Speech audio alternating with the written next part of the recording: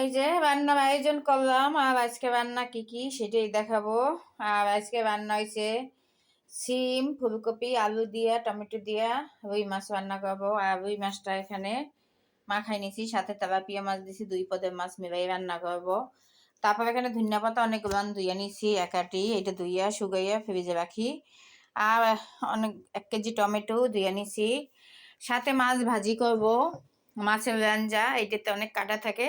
আর ল্যাঞ্জা, এই রুই মাছের ল্যাঞ্জার পাশে যে মাছগুলো ওইটা আমি সবসময় ভাজি করে খাই। এই মাছ ভাজি করব, মানে যেটা লাগবে, যতটুকু লাগবে অতটুকু ভাজি করবো, আর তা ফ্রিজে থুয়ে দেবো। এই রান্নার আয়োজন করে নিলাম।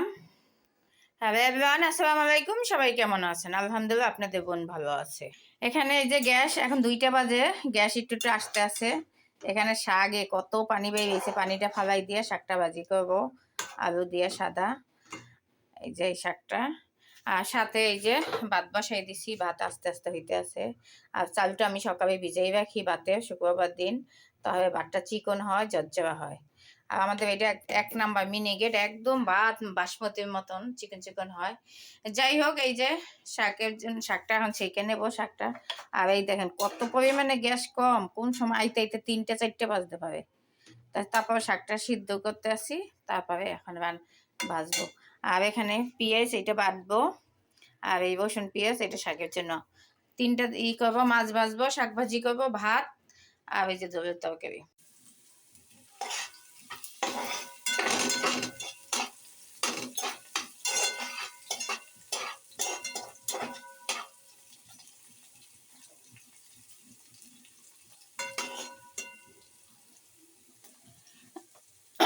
মনে নাই।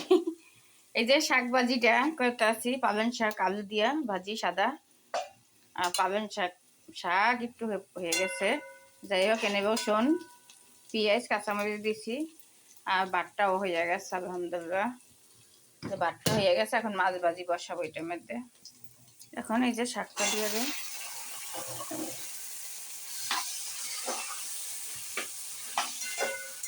একটু ধনিয়া পাতা দেবো, শাকের পানি কেন। হ্যালো এভরিওয়ান, এখানে মাছটা বসাই দিতে আছে, সিম আলু দিয়া। এখানে মশলা রেডি করে নিচ্ছি, পেঁয়াজ বাটা, রসুন বাটা, জিরা দিনা বাটা, সব হলুদ মরিচ দিয়ে এখন এটা সুন্দর কষাই নেই। এই যে মাছটাও ভাজতে আসছি সুন্দর করে, এখন কষাই ভালো মতন দেব।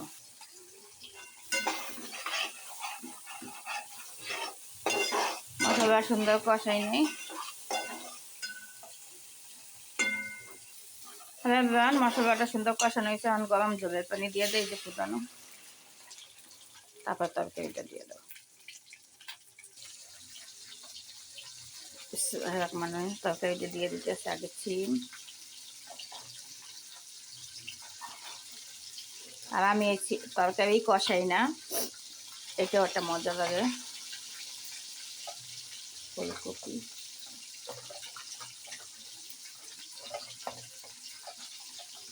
কষাই রান্না করি মাঝে মাঝে, যেরকম যখনই হয়।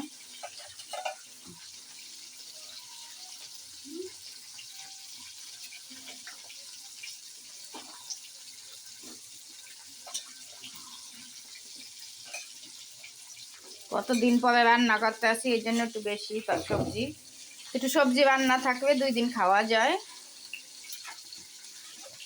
যেহেতু গ্যাস থাকে না। এখন একবারে গ্যাস, আজকে কয়দিন তো আমার 1 সপ্তাহ, তো আমার 1 সপ্তাহ বেশি, এই মাসে পুরো এই গ্যাসের সমস্যা হয়ে আইবে। টমেটো দেবো, তারপর মাছ দিয়ে দেবো।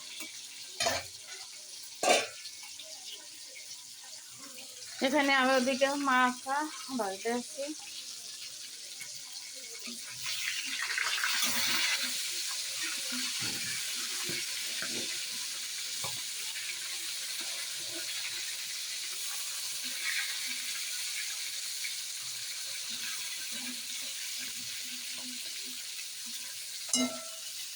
এই যে মাছটা দিয়ে দিলাম, মাছটা দেওয়ার পর ধনিয়া পাতা দিয়ে এখন টমেটো কাটবো, টমেটো দিয়ে দেবো। আর এখানে মাছ ভাজি, 3 পিস গরম গরম মাছ ভাজি, এই যে ফাইনাল তরকারিটা হয়ে গেছে, ধনিয়া পাতা দিয়ে দিছি। আর এখন নামাই ফেলবো। দেখেন কত সুন্দর, অনেক মজার একটা তরকারি রান্না করছে অনেকদিন পরে। আর এই তরকারিটা খাইতে কিন্তু অনেক মজা। তা সবাই ভালো থাকবেন, সুস্থ থাকবেন। আজকে রান্না বান্না কেমন হয়েছে কমেন্টে জানাইবেন সবাই। আর বেশি বেশি শেয়ার করে দিবেন, বোনের রান্না বান্না ভালো লাগবে। আর কমেন্ট করতে কিন্তু ভুল করবেন না, সবাই কিন্তু স্টিকার দিবেন না, কমেন্ট করবেন। আমার প্রিয় ভাই বোন, একটু কমেন্টে জানাইবেন বোনের রান্না বান্না।